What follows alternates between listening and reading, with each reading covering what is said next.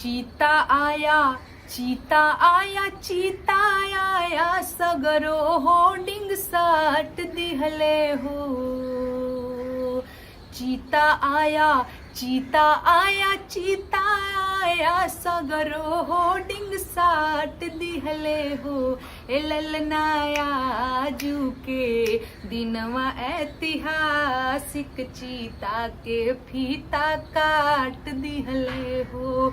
ए ललनाया आजू के दिनवा ऐतिहासिक चीता के फीता काट दिहले हो।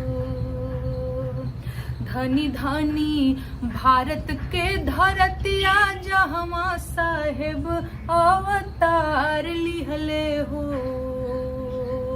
धनी धनी भारत के धरतिया जहमा साहेब अवतार लिहले हो। ए साहेब 56 इंच के सीना फुलाई बेरोजगारन के तार दिहले हो। ए ललना 56 इंच के सीना फुलाई बेरोजगारन के तार दिहले हो। उठो जागो भारत के लोगावा साहेब को प्रणाम करो जी। उठो जागो भारत के देशवा साहेब को प्रणाम करो जी। ए ललना छोड़ो काशी कुंभ का चक्कर इनके चरणों में चारों धाम करो जी।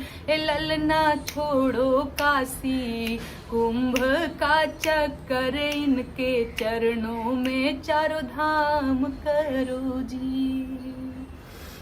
अरे रउआ बेरोजगारी जस असुर के पल भर में संहार कैनी जी। जय हो। रउआ बेरोजगारी जस असुर के पल भर में संहार कैनी जी। रउआ महंगाई डाइनिया के बाध कई के जनता के उद्धार कैनी जी। रउआ महंगाई डाइनिया के बाध कई के जनता के उद्धार कैनी जी। प्रेम से बोलो कल की अवतार महाराज की जय।